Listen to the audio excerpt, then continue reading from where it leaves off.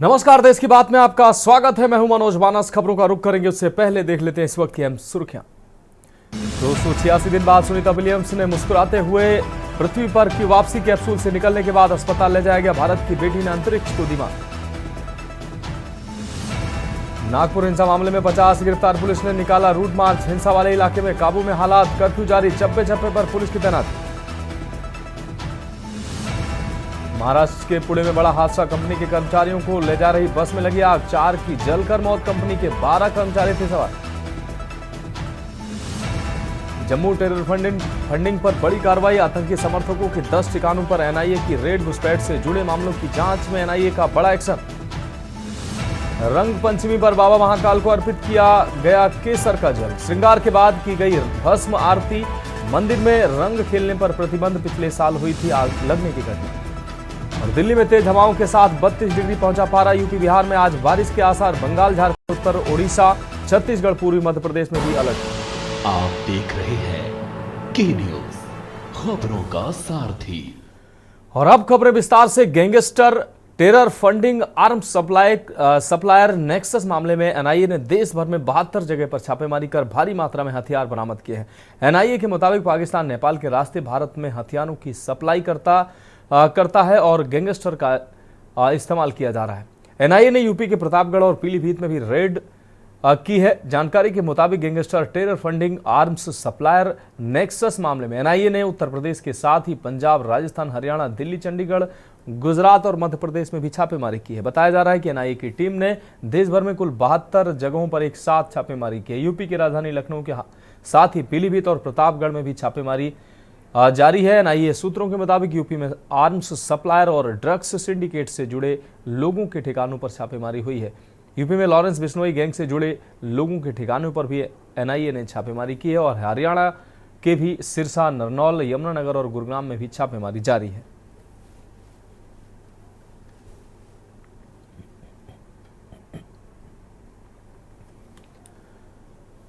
मोगा जिले में नशा तस्करों और असामाजिक तत्वों के खिलाफ मोगा पुलिस ने सर्च अभियान चलाया है। मुख्यमंत्री भगवंत सिंह मान के निर्देशों के तहत यह अभियान युद्ध स्तर पर जारी है। युद्ध स्तर पर नशा विरोधी मुहिम चलाई जा रही है।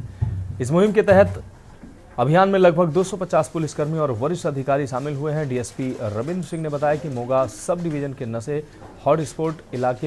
नशे के हॉट स्पॉट इलाके में कासो ऑपरेशन चलाया गया है। उन्होंने जनता से अपील की है कि नशा तस्करी की सूचना पुलिस को दें और चेतावनी भी दी है कि नशे के कारोबार में शामिल लोगों के खिलाफ कड़ी कार्रवाई की जाएगी।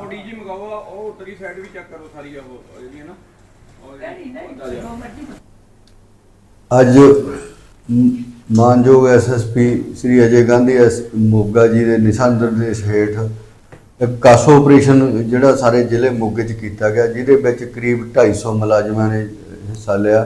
जिहड़े भी ड्रग के हॉटस्पॉट है उत्थे चैकिंग की गई सारे जिले मोगा च ते चैकिंग चल भी रही है। तो जल्दी तो जल्दी जोड़े भी जिन्हों तो जो भी बरामदी करी जाऊगी उन्होंने खिलाफ सख्त कार्रवाई की जाऊगी, तां जो कोई नशियां के खिलाफ कोई भी जिहड़ा नशा बेचण वाला इत्थे असीं मोगा जिले विच रहन नहीं देना ते उन्हां दे खिलाफ कार्रवाई की जाऊगी।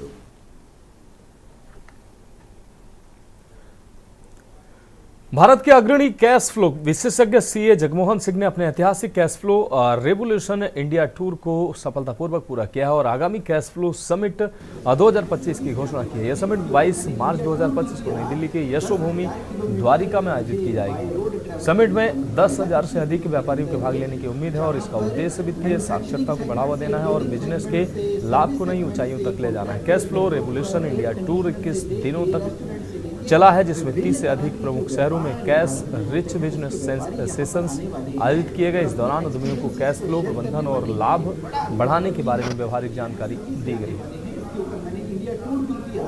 10,000 किलोमीटर मुझे बाय रोड ट्रैवल करने का मौका मिला 21 दिनों के अंदर, जहां पर मैन्युफैक्चरिंग सेगमेंट से, ट्रेडिंग सेगमेंट से, सर्विस सेगमेंट से, कॉन्ट्रैक्टर, डेवलपर, एयर कंडीशनर से लेके रेस्टोरेंट से लेके विभिन्न तरह के जो व्यापार भारत में होते हैं उसके व्यापारी यहाँ पर आने वाले हैं। तो देश की बात में उत्तर प्रदेश की खबरों का रुख करते हैं। खबर मथुरा से, जहां एसबीआई एटीएम में आग की घटना सामने आई है, जिससे हड़कंप मच गया है। आग की लपटें देख दहशत से भागे हैं लोग। आग से बूथ में रखी एटीएम बूथ में रखा एटीएम खाक हुआ है। सूचना पाकर मौके पर पहुंची पुलिस। बूथ की बिजली कटवाकर आग पर काबू पाया गया है। शॉर्ट सर्किट से आग लगने का कारण बताया जा रहा है। निरीक्षण अधिकारी ने यह जानकारी दी है कि शॉर्ट सर्किट से आग लगी। बलदेव कस्बा स्थित दाऊजी मंदिर के पास की घटना है।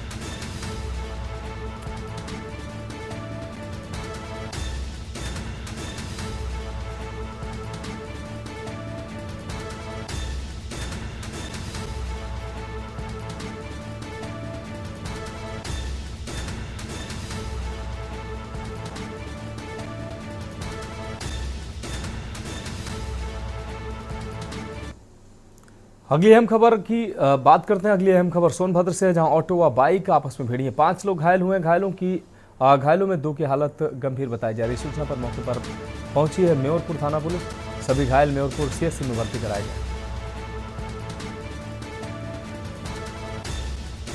तो सूचना पर मौके पर पहुंची है म्योरपुर थाना पुलिस। सभी घायल म्योरपुर सीएचसी में भर्ती कराए गए। सोनभद्र से अहम खबर आपको दिखा रहे हैं। ऑटो और बाइक में भिड़ंत हुई है। 5 लोग घायल हुए हैं, जिनमें 2 की हालत गंभीर बताई जा रही है।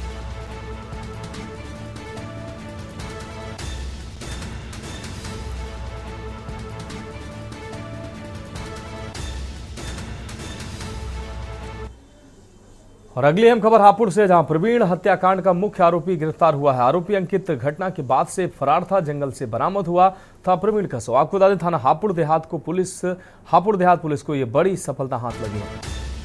प्रवीण हत्याकांड का मुख्य आरोपी गिरफ्तार किया गया है। आरोपी अंकित घटना के बाद से फरार था। जंगल से बरामद हुआ था प्रवीण का शव। थाना हापुड़ देहात पुलिस को बड़ी सफलता मिली।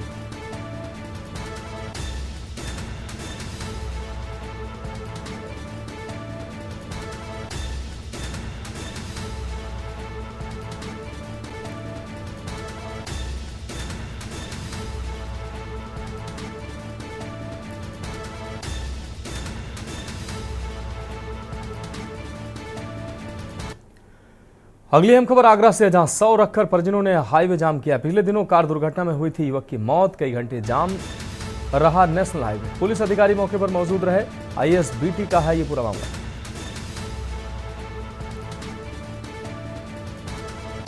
कई घंटे जाम रहा नेशनल हाईवे। पुलिस अधिकारी भी मौके पर मौजूद रहे।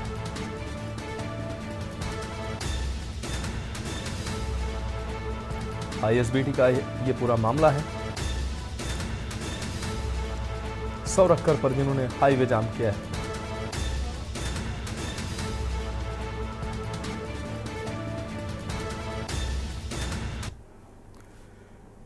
अगली अहम खबर सुल्तानपुर से, जहां तीमारदारों को मेडिकल कॉलेज की बस को धक्का लगाकर मरीज को लखनऊ के लिए रवाना करने के लिए मजबूर होना पड़ा। किसी ने खस्ताहाल एम्बुलेंस को स्टार्ट करने के लिए धक्का लगाए जाने का वीडियो बना लिया।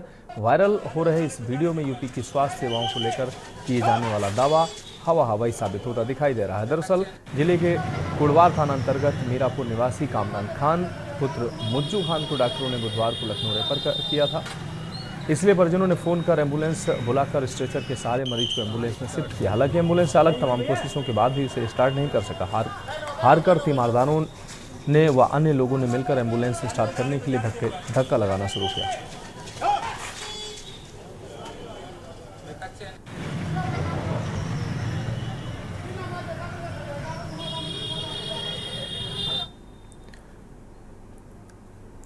हरदोई पुलिस को बड़ी सफलता हाथ लगी। आपको बता दें, नवजात शिशुओं की तस्करी करने वाले अंतरराज्यीय गिरोह का पर्दाफाश हुआ है।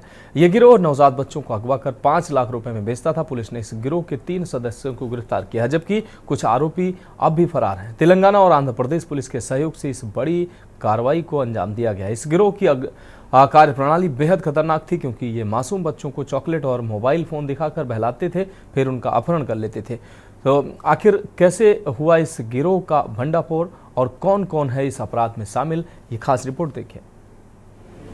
झूले पर खेलते खेलते खो जाते थे मासूम और कोई जान तक नहीं पाता कि 5 लाख में बिक रही थी मासूमियत। हरदोई पुलिस के हाथ लगा बच्चा चोर गैंग का काला सच। एक ऐसा गिरोह जो मासूमों को चॉकलेट और मोबाइल दिखाकर बहलाता, अगवा करता और फिर बेच देता था। लेकिन अब इस घिनौने खेल का पर्दा फाश हो चुका है। जैसा कि आपको पता है कि अतरौली से एक गांव गौरी कला गांव से 3 वर्षीय बच्चा गायब हो गया था 21 फरवरी को। तो उसमें पूरी टीम हमारी प्रयासरत हुई। पहले हम लोगों ने डॉग स्क्वाड को बुलाया था दूसरे जनपद से, पूरा सर्च ऑपरेशन चलाया गया था 2 किलोमीटर की रेडियस में, लेकिन बच्चा हमको नहीं मिला था। तमाम फुटेज भी हम लोगों ने देखे थे। उसके पश्चात इस टीम स्पेशल रिकवरी के लिए हम लोगों ने स्पेशल टीम का गठन किया था एसपी पूर्वी साहब के नेतृत्व में। तो आसपास के जनपदों में भी उन्होंने चेक किया कहीं बच्चे कोई गायब तो नहीं है। तो पता चला कि सीतापुर से भी इसी तरह लगभग 3 वर्षीय 2 बच्चे गायब थे, एक विसवा थाना क्षेत्र से, दूसरा अटरिया थाना क्षेत्र से। तो जब तीनों घटनाओं को हमने देखा तो उसमें कुछ इंपॉर्टेंट तथ्य प्रकाश में आए। उनके आधार पर हम लोगों ने 2 लोगों से पूछताछ की, दोनों सीतापुर के रहने वाले अभय वर्मा और उमाशंकर। ये दोनों एक प्राइवेट हॉस्पिटल से जुड़े हुए हैं। इनसे पूछताछ की तो उन्होंने पूछताछ में ये बताया कि इन्होंने 3 बच्चे चोरी किए हैं, अतरौली से 1 और सीतापुर जनपद से 2 बच्चे, टोटल 3 बच्चे चोरी किए हैं। दिल्ली की एक महिला है सोनिया नाम की, उसको 3 बच्चे दिए और उसने उसके द्वारा ये बच्चे आंध्र प्रदेश और तेलंगाना के विभिन्न जनपदों में बेचे गए हैं। पुलिस जांच में खुलासा हुआ कि यह गिरोह चोरी किए गए बच्चों को 5 लाख रुपए में बेचता था। यह अपराधी चॉकलेट और मोबाइल फोन दिखाकर बच्चों को बहलाते और फिर उन्हें अगवा कर लेते थे। हाल ही में अतरौली कोतवाली क्षेत्र में भी इस गिरोह ने एक बच्चे की चोरी को अंजाम दिया था। तेलंगाना और आंध्र प्रदेश पुलिस की मदद से इस गिरोह का भंडाफोड़ किया गया। पुलिस लगातार अन्य फरार अपराधियों को पकड़ने के लिए अभियान चला रही है। उसके बाद तत्काल टीम यहाँ से हैदराबाद रवाना की गई, स्पेशल टीम रवाना की गई और उस टीम ने वहाँ पे सर्च ऑपरेशन चलाया। मैंने व्यक्तिगत बात की, मेरे बैचमेट्स वहाँ पे कुछ तैनात हैं।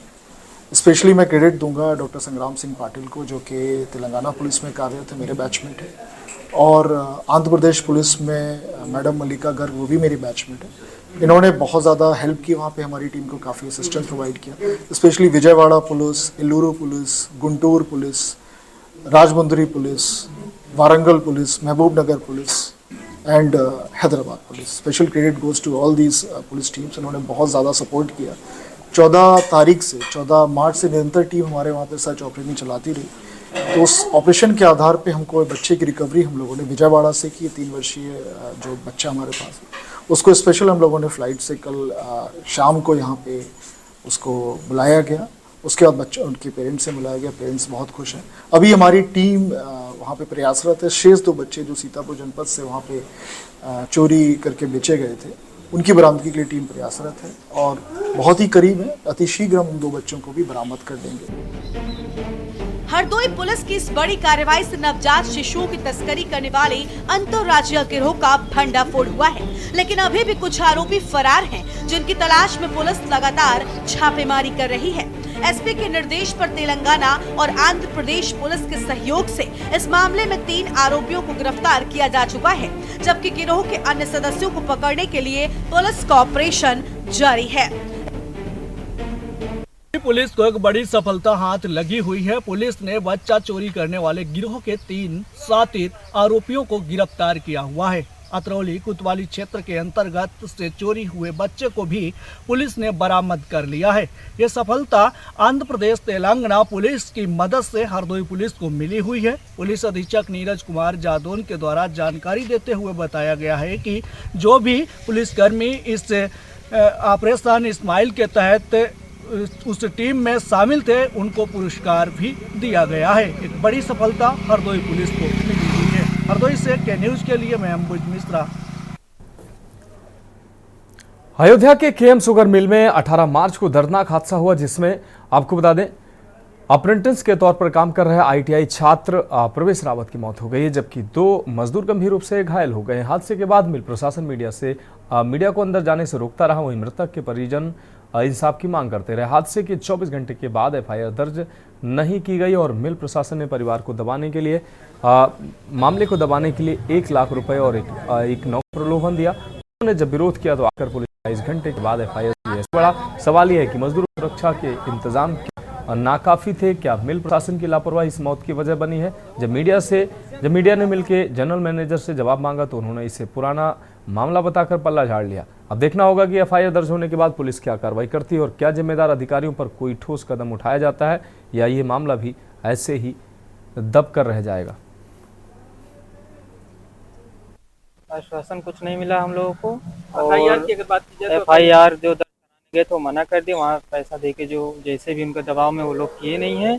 और वो इलेक्ट्रीशियन से किए थे, वो अप्रेंटिस कर रहे थे और उनको बॉयलर के पास भेजा गया था। अच्छा, तो बॉयलर के पास भेजने के पहले क्या पानी के टंकी के पास सभी सेफ्टी इक्विपमेंट दिए गए नहीं दिए गए थे? शूज भी नहीं था, ग्लव्स भी नहीं था और हेलमेट भी नहीं था। दिखता है कि कुछ नहीं था उनके पास। अब एफआईआर भी नहीं लिखी जा रही है। वो लिखी नहीं जा रही, वो लोग दबाव बना रहे हैं हमारे ऊपर। किस चीज का दबाव बना रहे हैं? क्या आप लोग हाँ आश्वासन दे रहे, हम यहाँ से मदद जो हो सकेगा करवाएंगे। आपसे कहीं सिग्नेचर वगैरह करवाया उन्होंने? नहीं, अभी नहीं। इस वक्त मैं मौजूद हूँ अयोध्या के पोस्टमार्टम हाउस में और पोस्टमार्टम हाउस में कल की जो घटना हुई थी, एक मजदूर की मृत्यु हो गई है पानी की टंकी के बॉयलर गिरने से और उसके ऊपर गिरा और साथ में दो मजदूर घायल भी हुए। तो इन्हीं सभी चीज़ों के लिए जिस मजदूर की मृत्यु हुई थी उसको इसी पोस्टमार्टम हाउस में रखा गया है और उसका पोस्टमार्टम अभी चल रहा है। अभी कुछ ही देर में पोस्टमार्टम रिपोर्ट भी आएगी और पोस्टमार्टम रिपोर्ट से ये साफ हो जाएगा कि वो किस तरीके से उसकी मृत्यु हुई है। लेकिन इन सभी सवालों के पीछे एक संदेह बहुत बड़ा उत्पन्न होता है कि मिल प्रशासन क्या कर रहा था, क्योंकि मिल प्रशासन के पास कोई व्यवस्था नहीं थी कि उस मजदूर को समय से रहते अस्पताल पहुंचाया जाए, समय रहते उस मजदूर को वहां से निकाला जाए। क्योंकि उसके परिजनों से हम मिले और परिजनों से बात की, परिजनों का कहना था कि करीब 45 मिनट से ऊपर वह मजदूर टंकी के नीचे दबा रहा, बाकी 2 मजदूर घायल पड़े रहे, उन्हें अस्पताल तक ले जाने की कोई सुविधा नहीं थी। इसके साथ ही कई और प्रश्न चिन्ह खड़े होते हैं कि क्या वो दिशा निर्देश जो दिए जाते हैं मिल खुलने से पहले कि अभी आप सभी मशीनों की रिपेयरिंग करा लीजिए, उनकी वर्किंग कंडीशन चेक कर लीजिए, कैसे काम कर रही हैं, कैसे नहीं काम कर रही हैं, ये देख लीजिए। तो क्या ये सारे क्राइटेरिया मिल प्रशासन की तरफ से पूरे किए गए थे? क्या इन सभी चीजों के पीछे जवाबदेही मिल प्रशासन की नहीं बनती? तो इन्हीं तमाम चीजों की पड़ताल के लिए हम यहाँ पे आए हैं। आज एक दुखद मृत्यु हुई है, लेकिन इस मृत्यु के पीछे के जो कारण है वो जरूर स्पष्ट होने चाहिए। तो इसी तरीके की तमाम खबरों के लिए बने रहिए मेरे साथ। मैं शिवेंद्र द्विवेदी, के न्यूज इंडिया। इस वक्त मैं मौजूद हूँ केएम शुगर मिल में और यहाँ पे ही कल दर्दनाक वो हादसा हुआ है जिसमें एक मजदूर की जान चली गई है और उस जान के जाने की कीमत जो प्रशासन और इस तमाम जो मिल मालिक से लेकर और मिल प्रशासन है, ये सभी उस जान की कीमत जो लगा रहे हैं वो परिवार वालों को कहीं ना कहीं शायद मंजूर नहीं है। किसी न किसी तरीके से प्रशासनिक तौर से उन पर दबाव भी बनाया जा रहा है कि किसी तरीके की एफआईआर ना दर्ज हो, किसी तरीके की कार्रवाई ना की जाए।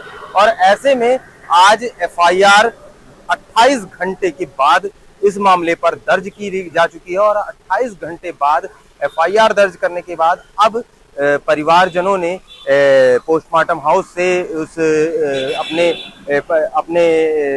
शव को ले लिया है और उस शव को लेने जाने के बाद अब दाह संस्कार की प्रक्रिया में आगे जा रहे हैं। लेकिन तमाम सवाल अभी भी वही बने हुए हैं कि क्या ये जो मिल प्रशासन है इसने अपनी सभी दिशा निर्देशों का पालन किया था, इसने सेफ्टी के सभी रूल्स फॉलो किए थे या नहीं किए थे, या सभी इक्विपमेंट्स की जांच कराई गई थी या नहीं कराई गई थी, क्या सुबह जो जिस दिन ये घटना हुई उस दिन की जो कार्यवाही थी वो की गई थी कि नहीं की गई थी। ये तमाम सवाल हैं जो प्रशासन जो मिल प्रशासन पर बने हुए हैं और इसी सवालों का जवाब ढूंढने के लिए हमने भी यहाँ मिल प्रशासन में अधिकारी जो जीएम है उनसे बात करनी चाहिए। अगर हम अंदर गए लेकिन वो हमें मौके पर मिले नहीं, शायद वो लंच के लिए गए और उसके बाद से 1.5 घंटे करीब हम वहाँ पे 1 से 1.5 घंटे बैठे रहे और कोई रिस्पांस नहीं मिला मिल प्रशासन की तरफ से। लेकिन एक बात जरूर है कि इसमें कहीं ना कहीं कुछ ना कुछ मामला ऐसा देखा जा रहा है जिसमें सख्ती सुई मिल प्रशासन और प्रशासन दोनों की ओर झुकती नजर आ रही है। के न्यूज इंडिया के लिए मैं शिवेंद्र द्विवेदी। अगली अहम खबर का रुख करेंगे खबर अंबेडकर नगर से, जहां सीडीओ आनंद शुक्ला अकबरपुर ब्लॉक क्षेत्र स्थित बनगांव डिहवा अस्थायी गौशाला पहुंचे। सुबह करीब 10:30 बजे सीडीओ के आगमन की जानकारी होने से पहले ही बीडीओ राजन तिवारी अस्थायी गौशाला में मौजूद रहे। सीडीओ ने गौशाला का भ्रमण करते हुए व्यवस्थाओं को परखा, साथ ही गौवंश को मालाएं पहनाकर गुड़ भी खिलाया। सीडीओ ने वीडियो सहित गौशाला में मौजूद अन्य लोगों को गौवंश को भूसा सहित हरा चारा उपलब्ध कराने के निर्देश दिए। इस दौरान एक निजी संस्थान के छात्र छात्राओं ने भी कार्यक्रम में शामिल होकर गौ माताओं को गुड़ खिलाया। मौके पर कुल 132 गौवंश उपलब्ध मिले। आपको बता दें कि सीडीओ ने बीते माह से प्रत्येक बुधवार को गौसेवा दिवस मनाने की शुरुआत कराई। इसके लिए जिले की 37 गौशालाओं में नोडल अधिकारी बनाते हुए जिम्मेदारी सौंपी गई है। इस वक्त मौजूद है अकबरपुर ब्लॉक क्षेत्र के बनगला में। हमारे साथ सीडीओ आनंद शुक्ला जी मौजूद हैं। गौ सेवा की इन्होंने एक पहल की है। प्रत्येक बुधवार को गौ सेवा के दिन या पूरे जनपद के किसी न किसी गौशाला में पहुंचते हैं और वहां गौ सेवा करते हैं और सब तमाम उसके साथ जो वीडियो वगैरह भी हैं वहां जानते हैं इनके हालचाल, इन मवेशियों के छोटे मवेशियों को हालचाल जानते हैं। इनसे पूछते हैं, आज बनगांव डीवा में पहुंचे हैं तो क्या रहा पूरा? जैसा कि आपने बताया कि हम लोग प्रत्येक बुधवार को गौ सेवा गौ संवर्धन दिवस मना रहे हैं। इसमें हमारे सभी अधिकारी, वीडियो, नोडल अधिकारी, वीओ, सीवीओ सभी लोग गौशालाओं में जाते हैं। वहाँ पर जो भी हमारे गायें हैं उनकी उपचार, उनकी व्यवस्थाएं और ओवरऑल जो भी हमारी गौशालाएँ हैं उनको सुदृढ़ीकरण के लिए उनको और बेहतर तरीके से संचालन किया जाए और इससे आम नागरिक को, आम जनता को जोड़ा जाए। जैसे कि माननीय मुख्यमंत्री जी की मार्गदर्शन है, प्रेरणा है, उसके अनुरूप हम लोग यहाँ पर काम कर रहे हैं। तो आज हम लोगों का तीसरा गौ सेवा गौ संवर्धन दिवस है। उसी अवसर पर हम लोग यहाँ पर उपस्थित हैं।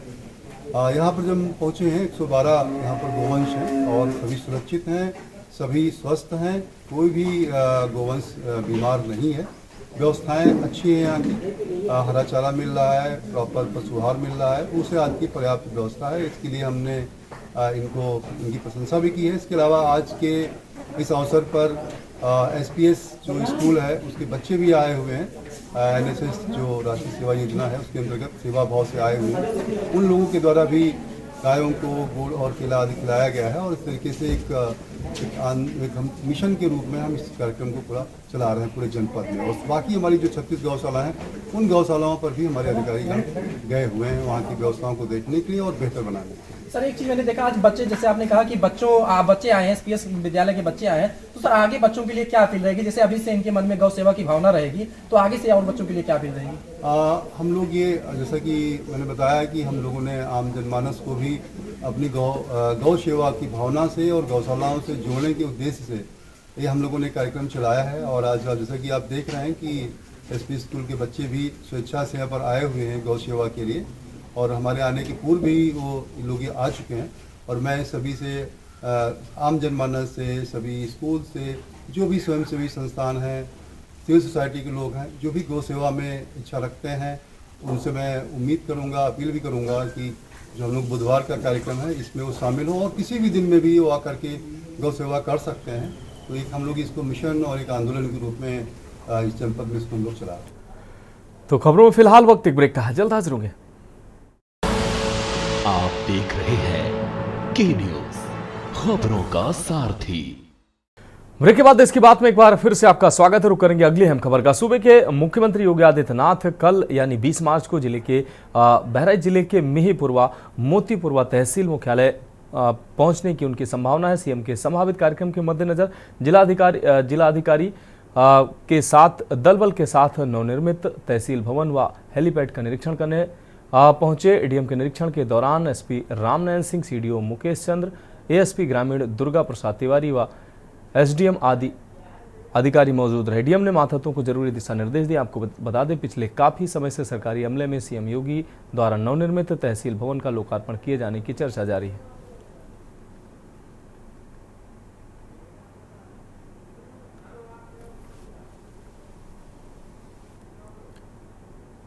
रुक करेंगे अगली अहम खबर का। खबर सहारनपुर से है, जहां पुलिस ने 2 दिन पहले जनकपुरी थाना क्षेत्र में ट्रांसपोर्ट नगर स्थित भांग के ठेके के सेल्समैन की चाकू से गोद कर हत्या किए जाने का खुलासा किया है। आपको बता दें, एसपी सिटी व्योम बिंदल ने बताया कि हत्यारोपी ट्रांसपोर्ट नगर में ही एक ट्रक ड्राइवर के साथ हेल्पर का कार्य करता था, जो नशे का आदी था और अक्सर ठेका से भांग लिया करता था। 16 मार्च को घटना के समय देर रात ठेका बंद कर जाते समय रास्ते में हत्यारोपी व्यक्ति ने गाली गलौज करते हुए बीड़ी मांगी।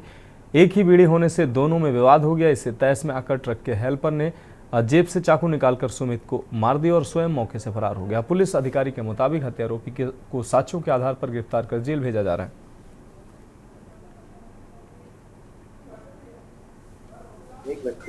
ट्रांसपोर्ट व्यक्ति ने हत्या कर दी थी। इस व्यक्ति का नाम सुमित था, जो कि एक भांग की दुकान पे सेल्समैन का कार्य करता था। 17 तारीख को इसके परिवारजनों द्वारा पुलिस को एक लिखित तहरीर दी गई हत्या की, और पुलिस ने उसमें सुसंगत धाराओं में इस मुकदमे को पंजीकृत किया।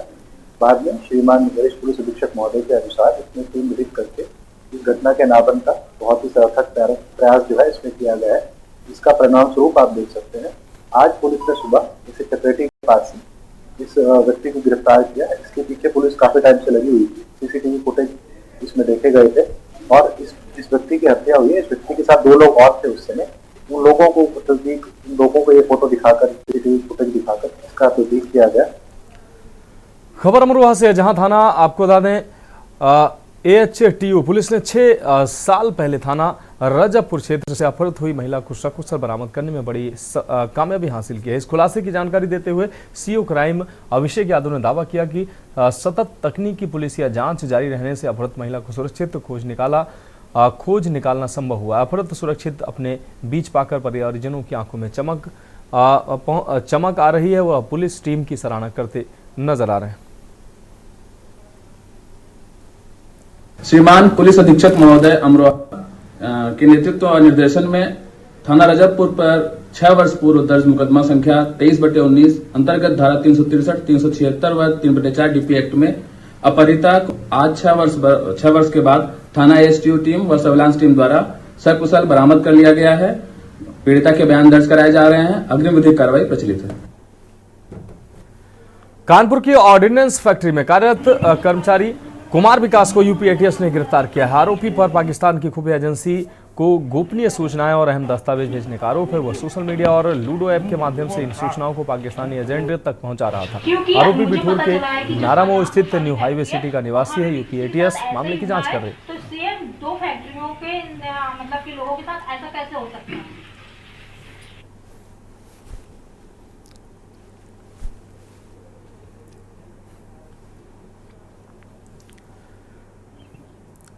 चंदौली जनपद के सदर कोतवाली क्षेत्र के नसीरपुर गांव में बुधवार को महिलाओं ने शराबियों के उत्पात से परेशान होकर लाठी डंडों के साथ गांव में खुली शराब की दुकान पर पहुंच गईं और वहां तांडव मचाना प्रारंभ कर दिया। महिलाओं के आक्रोश को देखते हुए सेल्समैन दुकान छोड़कर भाग खड़ा हुआ और महिलाओं ने दुकान के अंदर घुसकर लाखों की रखी गई शराब को सड़क पर फेंक कर बहा दिया।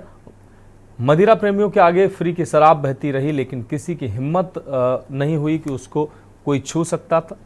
सूचना के बाद कई गाड़ियों से पुलिस फोर्स मौके पर पहुंचा। आबकारी निरीक्षक के द्वारा शराब की दुकान को हटाने के आश्वासन पर महिलाएं शांत हुई। आपको बता दें कि चंदौली जनपद के सदर कोतवाली क्षेत्र के नसीरपुर गांव में महिलाओं ने इस कदर तांडव मचाए कि जिन लोगों ने देखा वो दंग रह गए। शराबियों के उत्पात से परेशान होकर महिलाओं ने बुधवार को दोपहर में ये घटना कारित की। चपले रहा एकदम।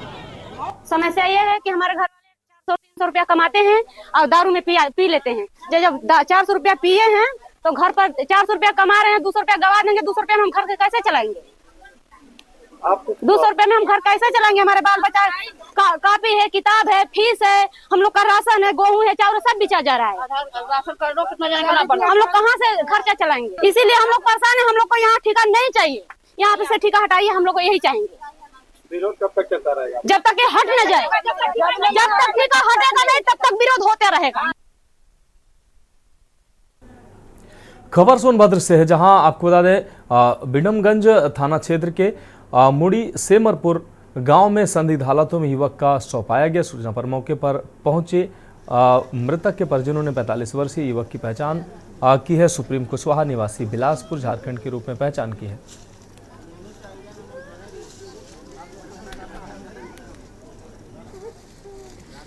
आपको बता दें सुबह घर से बाहर निकला था। शव पड़ा होने की खबर जंगल में आग की तरफ फैली, जिससे लोगों में हड़कंप मच गया। प्रत्यक्षदर्शियों के मुताबिक शव पर जले के निशान मौजूद थे।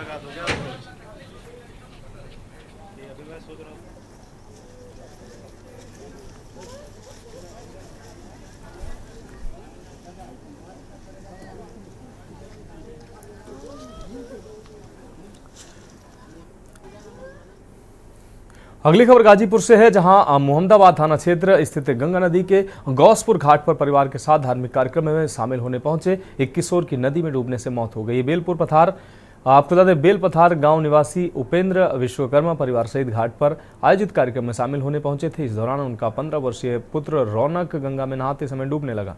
ये देख उपेंद्र सहित परिवार के 3 अन्य लोग उसे बचाने के लिए नदी में कूद गए।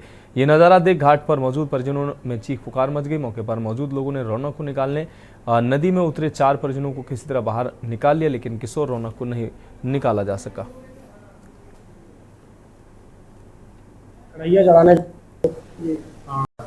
वहाँ पे क्या हुआ कि हम लोग नहाने गए, वहाँ पे बच्चा गया, उधर थोड़ा सा गड्ढा था, एक बच्चे को बचाने के लिए दूसरा बच्चा गया, उसके बचाने के चक्कर में हम सभी लोग चले गए उसी के अंदर। कई लोग डूबे थे वहाँ पे? करीब 7-8 लोग डूबे थे उसमें से। अच्छा। हाँ, बाकी उसमें से सब निकल गए। बाकी जो हमारे बड़े भैया हैं उनकी तबीयत थोड़ी खराब है, जो एडमिट है अभी। बाकी एक बच्चा लापता है, अभी मिला ही नहीं है उसमें। क्या नाम है उसका? रौनक विश्वकर्मा नाम है इसका।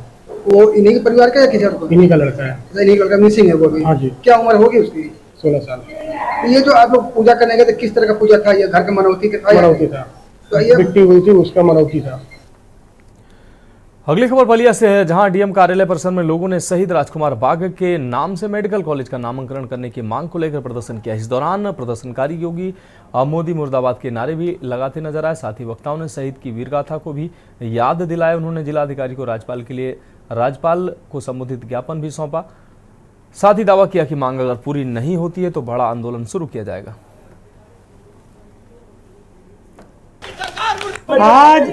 आज का मुद्दा है कि माननीय मुख्यमंत्री जी, गवर्नर जी और जिलाधिकारी महोदय, शासन और प्रशासन मिलकर के या तो मेडिकल कॉलेज पर पुनः विचार करके राजकुमार बाग जी के नाम से कर दिया जाए, अन्यथा की स्थिति में राजकुमार बाग जी के नाम से चाहे पार्क चाहे जेल का ही नाम कर दें, जहां भी जेल बनती हो इसकी घोषणा सरकार करे। ये अगर जेल बनाया जाता है जिला जेल, तो उसी का नाम हम राजकुमार बाग जी के नाम पे कर देंगे। सरकार कोई घोषणा करे। आज मुद्दा इस चीज का है, हम लोग इस मांग को लेकर के आए हैं। वही पत्रक हम लोग जिलाधिकारी के माध्यम से राज्यपाल महोदय, मुख्यमंत्री जी को भेजे। लखनऊ में मलियाबाद क्षेत्र में ऑटो चालक ने 32 वर्षीय महिला आशा प्रजापति की लूट और रेप के बाद हत्या कर दी। वारदात को अंजाम देने के बाद आरोपी ऑटो चालक मौके से फरार हो गया, जिसकी तलाश पुलिस टीम कर रही है। महिला आयोग के रोनाही आपको बता दें, महिला अयोध्या के रोनाही क्षेत्र की रहने वाली थी और बनारस में एक प्राइवेट जॉब को लेकर परीक्षा देने के बाद लखनऊ आलमबाग बस अड्डे पर पहुंची थी, जहां वो ऑटो में बैठकर चिन्हट इलाके में अपने भाई और भाभी के घर जा रही थी। आपको बता दें कि महिला आशा प्रजापति बनारस से देर रात लखनऊ आलमबाग बस अड्डे पर पहुंची थी। यहां पर चिन्हट में अपने भाई रामचंद्र के घर पर जाने के लिए ऑटो किया और ऑटो में बैठने के बाद मोबाइल पर भाई और भाभी को कुछ देर में पहुंचने की बात कही, लेकिन जब काफ़ी समय बाद भी वो घर पर नहीं पहुंची तो भाई ने बहन को मोबाइल पर आपको बता दें ऑटो चालक से बात की, जिसने बताया कि मेट्रो के कार्य की वजह से रास्ता खराब है। लेकिन जब भाई ने मोबाइल पर लोकेशन मंगवाई तो मलियाबाद की लोकेशन पाई गई। भाई कुछ समझ पाता इससे पहले ही मोबाइल पर कांटेक्ट टूट गया। तत्काल 112 पर सूचना दी गई और जब पुलिस ने मोबाइल लोकेशन के आधार पर महिला की तलाश शुरू की तो कुछ घंटे के बाद महिला की बॉडी एक आम के बाग में मिली। भाई और पति ने महिला के साथ ऑटो चालक द्वारा लूट और अन्य बड़ी घटना की आशंका जताई है। पुलिस ने महिला के शव को पोस्टमार्टम के लिए भेज दिया और पुलिस की 3 टीमें हत्यारे की तलाश में जुटी हुई हैं। मामला ये है जी, मेरी सिस्टर की इन्होंने सांड परियों ने डेथ कर दी जी। ठीक है जी, मेरे तो बताया भी नहीं सर, मेरे तो थोड़ा सा कुछ जो कर देंगे, कुछ वो मैं 1 मिनट फोन भी कर देंगे भाई, यहाँ नरेश नुनू करके बात हो रही है, अपनी बैंड ले जा, कुछ भी कर जा। पहले भी वो करा थे काम भी, पहले भी लड़ाई हो रहा थी, मैं मेरे फोन करा करते भाई यहाँ नुनू करके नरेश लड़ाई हो रही और अपना समझा जा। मैं जितनी बार भी आया जी, देखो मैं समझा के जाकर तो कुछ घर में देखो सब क्यों वजह ऐसी कोई बात नहीं है जी। ईब साहब ने मेरे तो परसों बात हुई है अच्छी तरह, मेरी बुब्बो के लोन बढ़िया तरह, मैंने तो किसी प्रकार की कोई वो नहीं थी, कुछ भी नहीं था। मेरे पता भी 1 बजे फोन आया भाई नुनू करका या उस पर टगरी ना, मेरे को पुलिस वाले का नहीं फोन आया, मेरी बुब्बो के नंबर से ही फोन आया, पापू पाया पुलिस वाले का फोन। खबर गाजीपुर से है, जहां पुलिस ने दुशातिर बदमाशों को गिरफ्तार किया है। सैदपुर थाना क्षेत्र के होलीपुर स्थित निर्माणाधीन फायर स्टेशन परिसर से इन बदमाशों को गिरफ्तार किया गया। पकड़े गए बदमाशों से 2 तमंचे, चोरी की बाइक बरामद हुई है। पकड़े गए बदमाशों पर कई आपराधिक मामले दर्ज हैं। फिलहाल पुलिस आगे की विधिक कार्रवाई में जुटी है।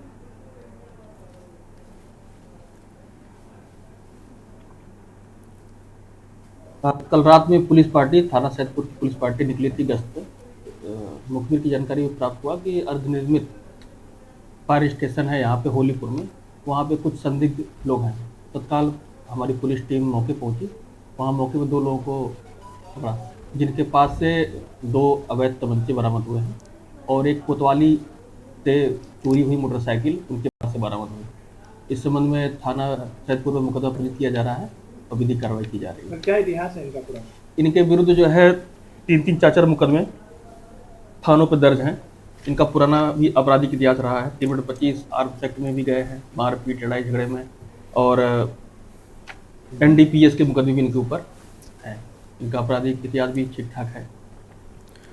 कुशीनगर कलेक्ट्रेट में जिला निर्वाचन अधिकारी, निर्वाचन रजिस्ट्रीकरण अधिकारी विशाल भारद्वाज ने राष्ट्रीय राज्य स्तरीय राजनीतिक दलों के प्रतिनिधियों के साथ बैठक की। बैठक में निर्वाचन नामावली, बूथ प्रबंधन और चुनाव प्रक्रिया को मजबूत करने पर चर्चा हुई है।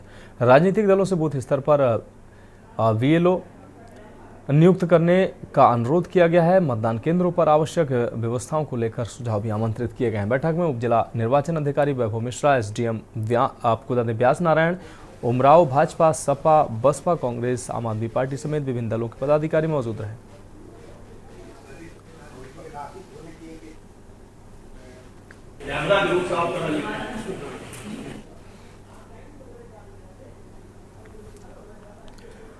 बुलंदशहर के खुर्जा देहात थाना क्षेत्र के गांव बिचौला में नाली के विवाद को लेकर 2 पक्षों में जमकर मारपीट हो गई। बताया जा रहा है कि ग्राम प्रधान पति और उसके भाई ने मारपीट की, जिससे 2 लोग घायल हो गए। घटना का वीडियो सोशल मीडिया पर वायरल होने के बाद पुलिस ने जांच शुरू कर दी है। पीड़ित पक्ष की शिकायत के आधार पर आगे की कार्रवाई जारी है।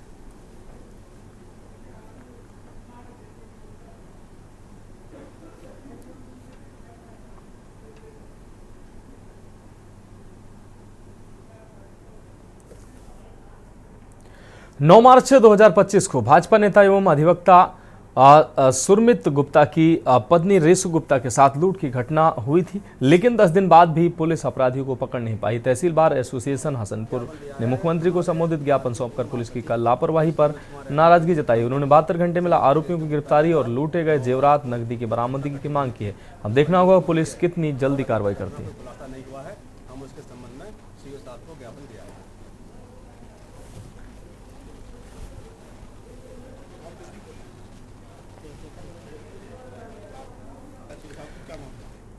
हापुड़ के पिलखुआ कोतवाली क्षेत्र में चोरी की बड़ी घटना सामने आई है। अशोकनगर स्थित बाबा मोहन राम मंदिर को चोरों ने निशाना बनाया और वहां से पीतल का कलश और त्रिशूल चोरी कर ले गए। मंदिर में चोरी की घटना से स्थानीय लोगों में आक्रोश है।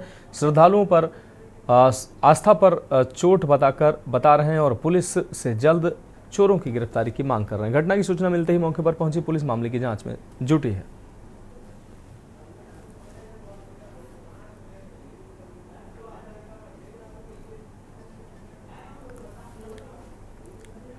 लखनऊ के इस्माइलगंज द्वितीय वार्ड में खुल रही अंग्रेजी शराब और बियर की दुकान को लेकर स्थानीय लोगों ने विरोध जताना शुरू कर दिया। स्थानीय लोगों में गुस्सा है। विरोध कर रहे लोगों का कहना है कि दुकान के पास कई स्कूल हैं, जिससे बच्चों और महिलाओं को परेशानी होगी। पूर्व पार्षद रुद्र प्रताप सिंह के नेतृत्व में लोगों ने प्रदर्शन किया और प्रशासन से मांग की कि इस दुकान को तुरंत हटाया जाए।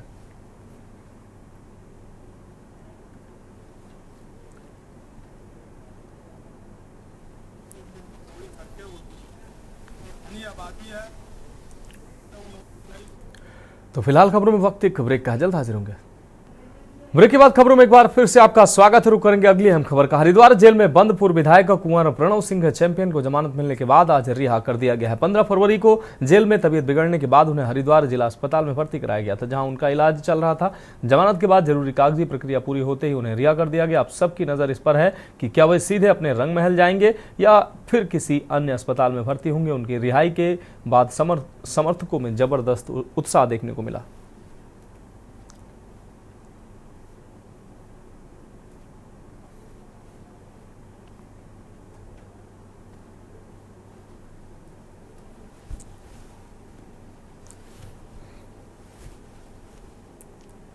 तो जांच होने के बाद ही मैं उस बारे में कुछ कह पाऊंगा। देखिए, आज हरिद्वार जिले में चाहे ब्लॉक कोई सा भी विभाग हो, हरिद्वार जिले की जनता की भोली भाली जनता की कमाई, खून पसीने की जो कमाई है उसे लूटने में लगा गया। यहाँ भी एक ये भ्रष्टाचारी का एक बड़ा मामला सामने आया, जिसे लेकर आज यहाँ के प्रधान किशनपुर के यहाँ धरने पर हम सब लोग हैं, भारतीय किसान यूनियन क्रांति। वहाँ पे जो काम किया गया वो सब फर्जी और मजदूर 52 मजदूर उन्होंने दिखाए, 52 जबकि 400 मीटर रोड है, 400 मीटर सीमेंटेड रोड में 52 मजदूर एक दिन में लगा देंगे उसे। ऐसा है, ये ब्लॉक रुड़की का एक ग्राम पंचायत किशनपुर जमालपुर है। वहाँ प्रधान निर्वाचित हैं परवीन बानो, मतलब मेरी पत्नी। तो वो अभी गई हैं वैसे यहाँ से। क्या था कि प्रधान पद को लेकर उच्च न्यायालय में वाद चल रहा, तो इस बीच में चूँकि वाद चलते हुए अपील के दौरान 1.5-2 महीना पहले यहाँ ब्लॉक की तरफ से उप प्रधान के नाम खाता ट्रांसफ़र कर दिया। हालांकि जो समस्त चार्ज है वो ग्राम प्रधान परवीन बानो के पास ही है। विकासनगर अंतर्गत चक्राता स्थित चिरमिरी टॉप में वन पंचायतों के सुदृढ़ीकरण और वनाग्नि आपदा सुरक्षा व रोकथाम को लेकर वन पंचायत सम्मेलन 2025 का आयोजन किया गया। इस सम्मेलन का विषय था जंगल से जन कल्याण तक। कार्यक्रम में बतौर मुख्य अतिथि प्रदेश के वन मंत्री सुबोध उनियाल शामिल हुए। साथ ही क्षेत्रीय विधायक प्रीतम सिंह, देहरादून के डीएम सबिन बंसल, वन विभाग के अधिकारी और वन पंचायतों के सरपंचों ने भी कार्यक्रम में शिरकत की।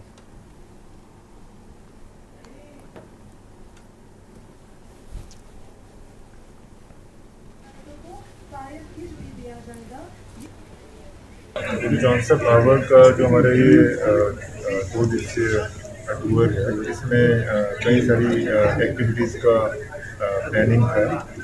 ऑनरेबल सीएम के भी डायरेक्शंस थे कि जितने भी हमारे रिमोट एरियाज हैं, दूरदराज एरियाज हैं, वहाँ पे हमारी गवर्नमेंट की जितनी इन्वेस्टमेंट्स हो रही हैं, प्लान्स स्कीम्स चल रही हैं, उनका रिटर्न जो है वो मैक्सिमाइज करना है। अंतिम चरण तक, अंतिम व्यक्ति तक हमारे जो बेनिफिट्स हैं वो पहुँचने चाहिए। वन पंचायत सम्मेलन यहाँ किया गया और वन पंचायतों को जो दायित्व दिया गया है, जब तक वो मूर्त रूप से जमीन पर ना उतरे तब तक कोई फायदा होने वाला नहीं।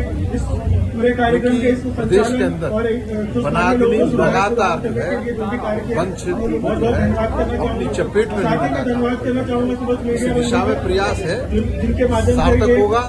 सरकार को साधुवाद विकास की बात नहीं, मैंने कहा कि चक्रोता विधानसभा में बहुत सारे टूरिस्ट डेस्टिनेशन हैं, जो टूरिस्ट डेस्टिनेशन फॉरेस्ट के अंतर्गत आते हैं।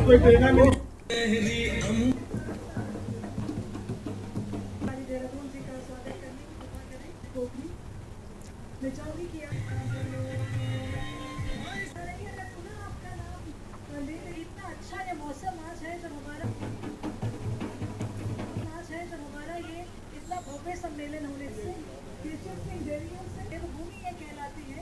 इस 10 अति संवेदनशील पंचायतों को कार्य किस भी दिया जाएगा।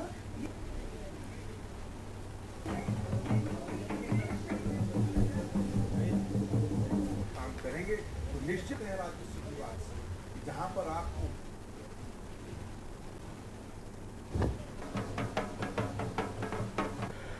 अगली खबर का रुख करेंगे। अगली खबर उत्तर प्रदेश के कानपुर से है, जहां जम्मू कश्मीर के आपको बता दें उपराज्यपाल मनोज सिन्हा ने उत्तर प्रदेश की कानून व्यवस्था को लेकर योगी सरकार की जमकर तारीफ की है। उनका कहना है कि विकास और शांति के लिए सबसे जरूरी चीज है कानून व्यवस्था और यूपी में इस दिशा में पिछले 7 से 8 वर्षों में काफी सराहनीय काम हुए हैं। कानपुर में आज आयोजित विकसित भारत संवाद कार्यक्रम में बोलते हुए उन्होंने कहा कि उत्तर प्रदेश इस दिशा में एक ऐसा इकोसिस्टम बना रहा है जहां इंस्पेक्टर राज समाप्त होगा और शांति व्यवस्था स्थापित होगी।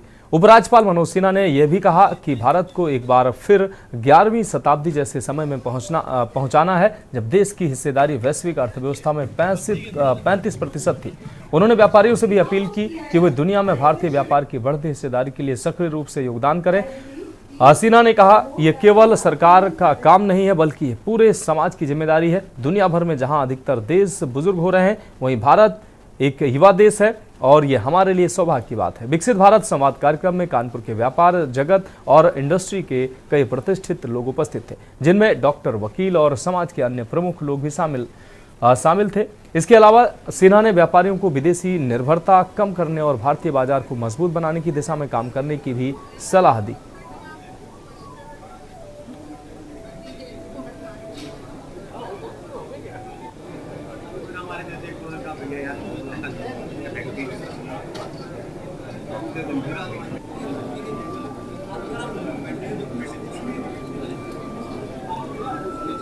योगी सरकार ने यूपी में शांति और कानून व्यवस्था कायम की हुई है। जम्मू कश्मीर के उपराज्यपाल मनोज सिन्हा ने ये बात कही। मनोज सिन्हा ने यूपी की कानून व्यवस्था की सराहना की। योगी सरकार ने यूपी में शांति और कानून व्यवस्था स्थापित की है।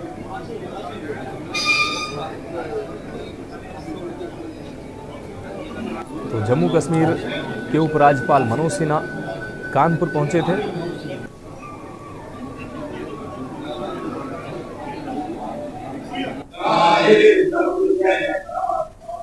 देश के माननीय यशस्वी प्रधानमंत्री माननीय मोदी जी का एक विजन है। दोनों का अच्छा बताते हमारे देश के माननीय यशस्वी प्रधानमंत्री मोदी जी का एक विजन है विकसित भारत संवाद। विकसित भारत के लिए जो संवाद है उसके लिए इंटेलेक्चुअल्स का, इंडस्ट्रिस्ट का एक बहुत बड़ा योगदान है। इसलिए इंडस्ट्रिस्ट यानी उद्योगपति और बुद्धिजीवी वर्ग, इनका एक सम्मान का ये कार्यक्रम है। यहाँ पर जिसके मन में जो विचार हैं वो महामहिम के समक्ष रख सकते हैं और ये महामहिम के जो संबंध हैं वो आप सभी को मालूम है बहुत अच्छे संबंध हैं हर जगह। तो हमारी बात को एक अच्छे प्लेटफॉर्म तक ले जाने का ये कार्य करेंगे। और महामहिम वैसे ही बहुत सरल और ज्ञानवान है क्योंकि इंजीनियरिंग की पढ़ाई उन्होंने की है, तकनीकी शिक्षा का पूरा ज्ञान है, तो वो उद्योगपतियों के विचारों को बहुत अच्छे से आत्मसात भी कर लेंगे। साथ ही साथ जो कार्यक्रम को ऑर्गेनाइज करने वाले ग्रुप है उसमें प्राउड सॉलिसिटर्स LLP हमारी लॉ फर्म है, CII यानी कॉर्पोरेशन ऑफ इंडियन इंडस्ट्रिस्ट और रोटरी क्लब, इसके संयुक्त तत्वाधान में प्रोग्राम हो रहा है जिसमें हमारे संरक्षक के रूप में आदरणीय तिलकराज शर्मा जी इसको पूरा गाइड कर रहे हैं। और हमारे मुख्य अतिथि जम्मू कश्मीर के उपराज्यपाल महोदय श्री मनोज सिन्हा साहब और विशिष्ट अतिथि माननीय विधानसभा के अध्यक्ष महोदय श्री सतीश महाना जी उपस्थित हैं। वो ऊपर हॉल में है, 5 मिनट में आपके समक्ष उपस्थित होंगे। उसके बाद ये स्थिति पिछले 10-11 वर्ष में बदली है और टोटल वैल्यूएशन जो हमारे, और ये सब यंगस्टर टेक्नोलॉजी के लोग अधिकांश, $350 बिलियन आज ये हमारी यूनिकॉर्न की वैल्यू हो गई। इंटरनेट से जुड़ी हुई जो कुल आबादी है हमारे देश वो 627 मिलियन। अगर मैं इसको इस तरह से कहूं, अमेरिका की आबादी की दुगनी आबादी आज हमारे यहाँ इंटरनेट का इस्तेमाल कर, डिजिटल भुगतान में तो दुनिया में आज नंबर 1 हो गए हैं। और दुनिया भर में जो डिजिटल लेन देन हो रही उसमें अकेले 46% ट्रांजेक्शन आज हमारे देश में हो रहा है। ये हमारे लिए गौरव की बात है। PLI स्कीम के कारण हम सब देख रहे हैं और आप खुद अनुभव कर रहे होंगे, बड़े पैमाने पर हमारे इंडस्ट्रियलिस्ट उसका लाभ उठा रहे हैं। और जिस तरह से ग्रोथ, फार्मास्यूटिकल्स, ऑटोमेटिव, ये जो सेक्टर है इसमें इन्वेस्टमेंट, प्रोडक्शन और रोजगार सृजन, इन तीनों मामलों में उल्लेखनीय प्रगति हो रही है। और आगे, और आज के इस कार्यक्रम में उपस्थित सभी इंडस्ट्री और व्यापार जगत या सभी प्रबुद्धजनों और इंडस्ट्री एक्सपर्ट से मैं 2-3 आग्रह करना चाहूंगा। उत्तर प्रदेश भी 10-7-8 वर्षों में बहुत बदला है।